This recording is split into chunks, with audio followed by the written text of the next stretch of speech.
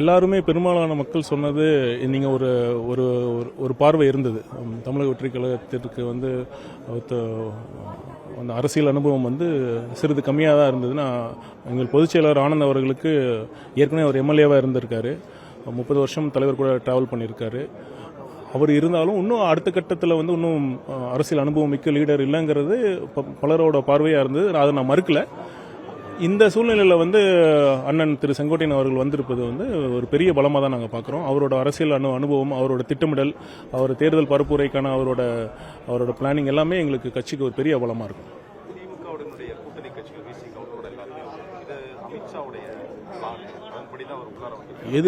எது அமித்ஷாவோட பிளானு?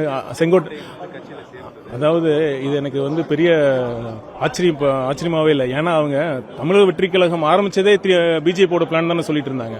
அவங்ககிட்ட என்ன நீங்க எதிர்பார்க்க முடியும்? அதான் இவங்க வந்து தொடர்ந்து இதே வந்து எப்ப அந்த பெயிண்ட் அடிக்கிற வேலை மட்டும்தான் பண்ணிட்டு இருக்காங்க. அவங்க மக்களுக்கு தெரியும். நாங்க வந்து இன்ஃபேக்ட் சொல்ல போனா இப்ப எந்த அளவுக்கு பெர்செப்ஷன் வளர்ந்துருக்குன்னா, ஒருவேளை அதிமுக வந்து பிஜேபி கழட்டி விட்டா வேணா டிவிக்கு வந்து அதிமுக சேர வாய்ப்பு இருக்கு அப்படிங்கிற பெர்செப்ஷனுக்கு தான் மக்கள் மத்தியில் இருக்காங்க. அந்த அளவுக்கு வந்து கொள்கை அளவில் வந்து நாங்க வந்து ரொம்ப தெளிவா இருக்கோம். எங்களோட கொள்கை எதிரி பாஜக என்று முதல் மாநாட்டில் அறிவிச்சிருக்கோம்.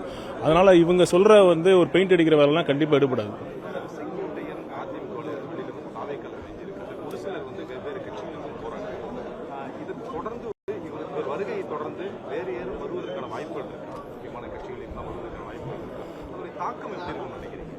மிகப்பெரிய தாக்கம் இருக்கும். அதை வந்து நீங்க பார்க்க தான் போறீங்க.